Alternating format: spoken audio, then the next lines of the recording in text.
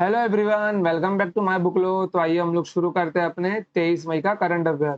Who has won the Aster Guardian Global Nursing Award for endorsing education and campaigning outdated cultural practices like female genital mutilation. Okay, शिक्षा का समर्थन करने और महिला जननांग विकृत FGM जैसी पुरानी सांस्कृतिक प्रथाओं के खिलाफ अभियान चलाने के लिए Aster Guardian Global Nursing Award किसने जीता है? इसका आंसर मैंने आपको बताया था। इस नर्स का नाम क्या था? अन्ना काबेल दुबे। अन्ना कबाले दुबे, इसका मैं आंसर आपको बता चुका हूँ। ओके, और इस अवार्ड से जो इनको प्राइज मनी मिली थी उससे इन्होंने अपना घर खरीदा था। चलिए, ओके, तो देखो यहाँ पर 12 मई को इंटरनेशनल नर्स डे मनाया जाता है। ग्लोबल नर्सिंग डे का अवार्ड किसको मिला है? अन्ना कबाले दुबो को, जो केनिया की रहने वाली है। टेम्पल्टन अवार्ड 2022 किसको मिला है? फ्रैंक विल्जेक को, जो यूएसए के रहने वाले हैं। UN women of courage award किसको मिला है? रिजवाना हसन को, जो कहाँ की है? जो बांग्लादेश की। Okay, international child peace prize 2021। Okay, international child peace prize 2021 किसको मिला है? वियान है नौ को मिला है, जो भारत के रहने वाले हैं।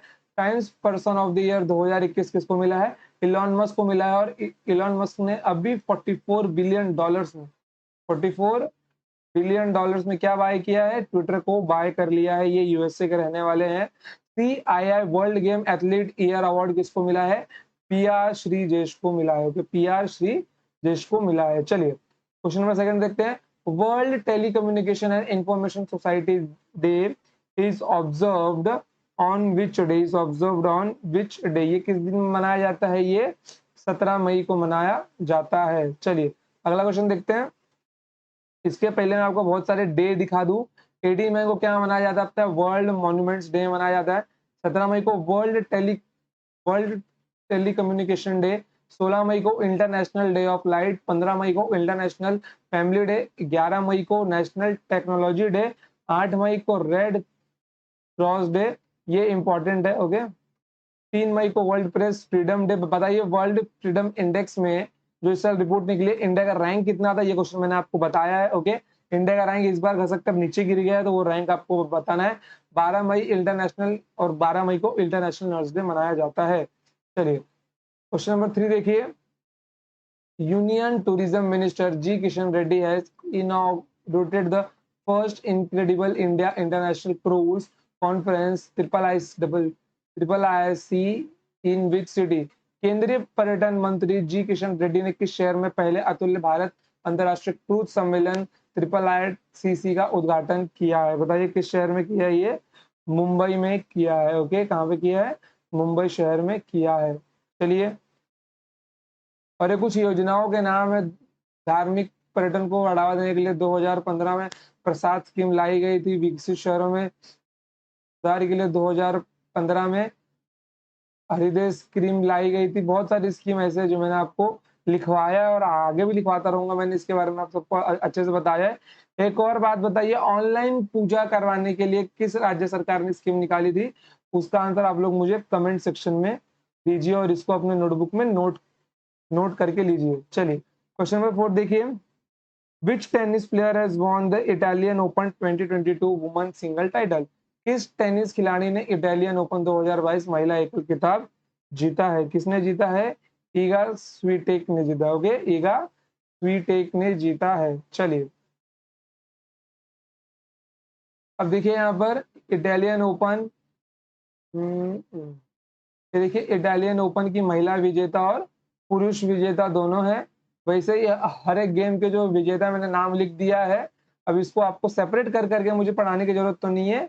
तो आपको क्या करना है? आपको नोट करके लेना है अपने नोट्स के अंदर और डेली इसका रिवीजन करना है।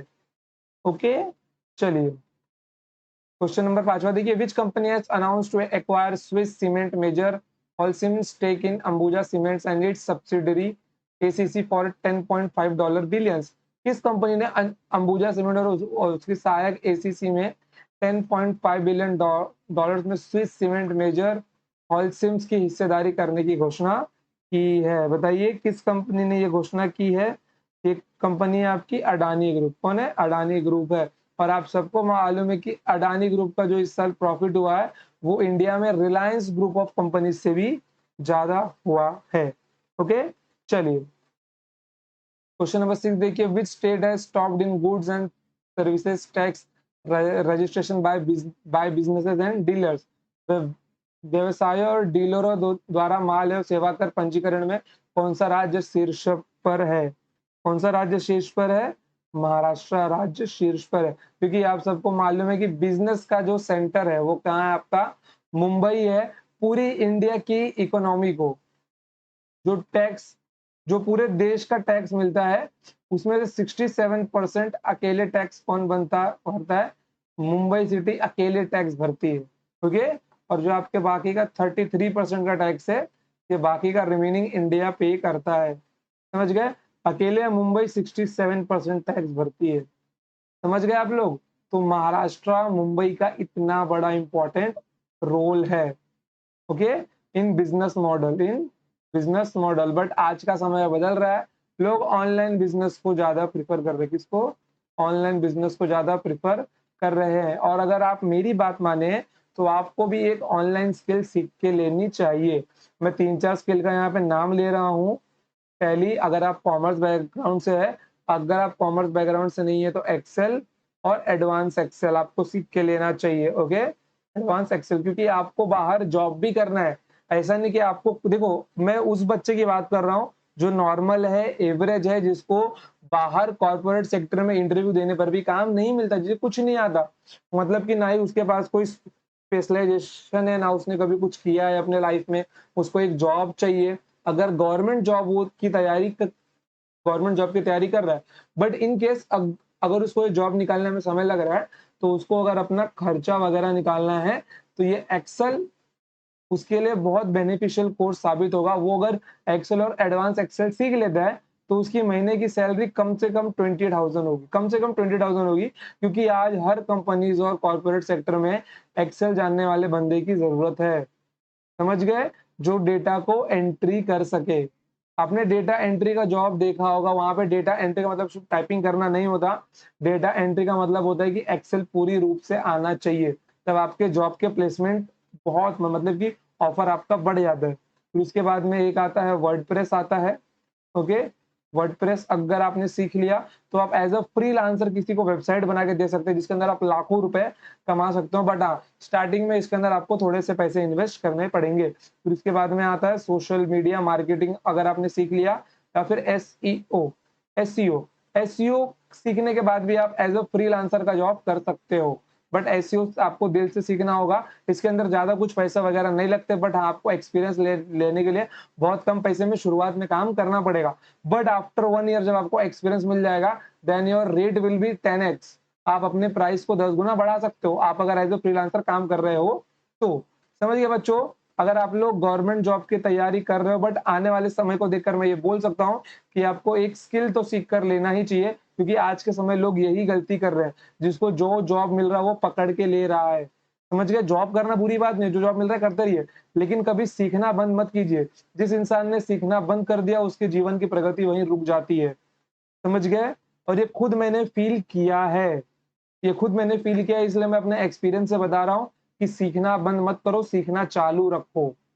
अगर आपकी सीखना चालू है तो आपके जीवन की जो प्रगति है वो कंटिन्यूअसली ग्रोथ बढ़ती ही रहती है। समझ गए? वो ग्रोथ आपकी जो है ना वो रुकती नहीं है। समझ गए? चलिए बढ़ते हैं आगे, क्वेश्चन नंबर 7 पे जाते हैं।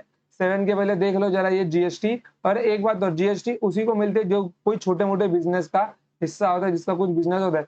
जीएसटी लागू कब हुआ था? 1 जुलाई 2017 को होता है। देखिए, जीएसटी जो बिजनेस ओनर्स रहते हैं या फिर जिनका माइक्रो बिजनेस होता है ना, वो उनको एक जीएसटी नंबर प्रोवाइड करवाते हैं। समझ गए? जीएसटी नंबर ऐसे ही किसी को नहीं मिलता। जीएसटी इसलिए जीएसटी डे कब मनाया जाता है? 1 जुलाई को मनाया जाता है। जीएसटी नंबर कितने डिजिट का होता है? 15 डिजिट का होता है। First state to passed. Okay, इस जीएसटी को सबसे पहले किस स्टेट ने पास अप्रूव किया गया था? आसाम में किया गया था। ओके, जीएसटी कमेटी के अध्यक्ष कौन थे? विजय केलकर थे। जीएसटी बिल कौन सा बिल था? 122वां बिल था। जीएसटी संशोधन कौन सा संशोधन था? 101वां संशोधन था। ओके, जीएसटी रजिस्ट्रेशन करवाने के लिए जो आपका कारोबार है वो कम से कम 40 लाख से ज्यादा का होना चाहिए।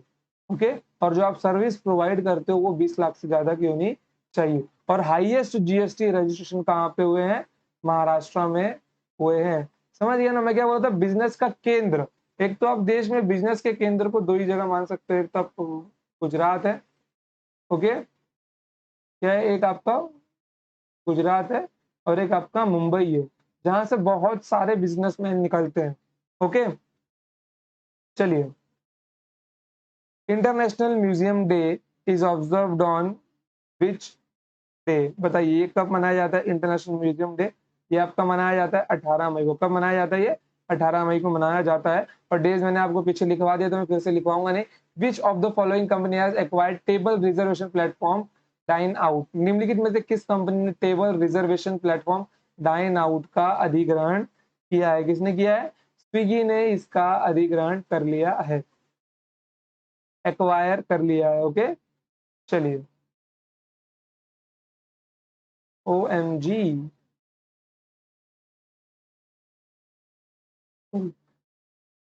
ओके, अब देखिए, अंबुजा एसीसी सीमेंट को किसके द्वारा एक्वायर किया गया? अडानी ग्रुप। एयर इंडिया को किसके द्वारा एक्वायर किया गया? टाटा ग्रुप। नीलांचल इस्पात निगम को किसके द्वारा, ये इस्पात है, ओके, किसके द्वारा एक्वायर किया गया? टाटा द्वारा। डाइनाट को किसने किया? स्विगी ने किया है। एचडीएफसी लिमिटेड और एचडीएफसी बैंक के द्वारा किया गया। ओके, चलिए, स्विगी एक्वायर डाइनाउट इन $200 million, $200 million। चलिए, recently according to World Bank report on migration and development, which country has stopped the foreign remittance recipient list by receiving $89 billion? Okay, हाल ही में प्रवास और विकास पर विश्व बैंक की रिपोर्ट के अनुसार 89 बिलियन अमेरिकी डॉलर प्राप्त करके विदेशी प्रेषण प्राप्तकर्ता सूची में कौन सा देश शीर्ष स्थान पर है? कौन सा देश शीर्ष स्थान पर है? कौन है वो? इंडिया है। कौन है? इंडिया। ओके, चलिए, अब देखिए, रेमिटेंस रिसिप्ट के अंदर जो पहले नंबर पे कौन है? पहले नंबर पे इंडिया है, दूसरे नंबर पे चाइना है, तीसरे नंबर पे मैक्सिको है, चौथे नंबर पे फिलीपींस है, पांचवें नंबर पे इजिप्ट है। ओके, और इसके आउटसोर्स में रैंक 1 कौन पे था? यूएसए था। ओके, चलिए, तो ये कुछ इंफॉर्मेशन है, आप लोग देख के लीजिए और इसको नोट करके लीजिए। Who is the first Indian layman to be declared saint by the Vatican? Vatican द्वारा संत घोषित किए जाने वाले पहले सामान्य भारतीय व्यक्ति कौन है? कौन है वो? देव समय पिल्ले। कौन है? देव समय पिल्ले है। चलिए, क्वेश्चन नंबर 11 देखिए, recently Indian government has banned export of which of the following cereal with immediate effect? हाल ही में भारत सरकार ने निम्नलिखित में से किस अनाज के निर्यात पर तत्काल प्रभाव से प्रतिबंध लगा दिया गया है? इसका आंसर क्या है? डी, गेहूं के। ओके, गेहूं के निर्यात पर प्रतिबंध लगा दिया गया है। चलिए, निर्यात मतलब भेजना, एक्सपोर्ट। चलिए, क्वेश्चन नंबर 12वां देखिए, विच of the following ministry has announces a 1 crore rupees cash award for the Indian men's team clinching the Thomas cup trophy? निम्नलिखित में से किस मंत्रालय ने थॉमस कप ट्रॉफी जीतने पर भारतीय पुरुष टीम के लिए 1 करोड़ रुपए नगद पुरस्कार की घोषणा की है? किसने की है? Ministry of youth affairs and sports minister ने की है। इनका नाम आपको बताना है, बड़े ही जवान मिनिस्टर है ये। ओके, वेरी यंग मिनिस्टर है। चलिए, क्वेश्चन नंबर 13 देखिए, the world's longest suspension footbridge sky bridge 721 has open in which of the following country? किस कंट्री के अंदर इसको ओपन किया गया है? कहाँ पे ओपन किया गया इसको? चेक गणराज्य में ओपन किया गया है, चेक रिपब्लिक में। चलिए, दुनिया का सबसे लंबा पैदल पुल स्काई ब्रिज 721 मीटर कहाँ पे है? चेक रिपब्लिक में। ओके, और ये एक और पुल है जो जो 500 मीटर का, लेकिन कहाँ पे? पोर्चुगल में आपका। ओके, चलिए, और एक ये है लॉन्गेस्ट ग्लास ब्रिज, ये कहाँ पे आपका? वियतनाम में। कहाँ पे आपका? वियतनाम में। चलिए, आगे बढ़ते हैं। Elizabeth born has become second woman prime minister of the which country? Elizabeth born किस देश की दूसरी महिला प्रधानमंत्री हैं? तो फ्रांस की दूसरी महिला प्रधानमंत्री कौन बनी है? एलिजाबेथ बॉर्न बनी है। चलिए, और यहाँ पे कुछ देश के पीएम्स के नाम लिखे हुए हैं जिनको आप नोट करके ले लीजिए। अब मैं इनको बोल के लिखाऊं ऐसा जरूरी तो नहीं है आप सबके लिए। ओके बच्चों, चलिए वीडियो को पॉज मार के लिख लीजिए। ओके, तो आज के लिए इतना ही। तो मिलेंगे हम लोग नेक्स्ट टाइम। आई होप कि आपको आज का लेक्चर अच्छा लगा हो तो वीडियो को लाइक कीजिए, शेयर कीजिए और अपने दोस्तों के साथ में इसको सब्सक्राइब भी कीजिए। चलिए, तो आज के लिए इतना ही, मिलेंगे next time. Till then tata bye bye, जय हिंद, जय Bharat, love you all, tata bye bye. चलिए बाय।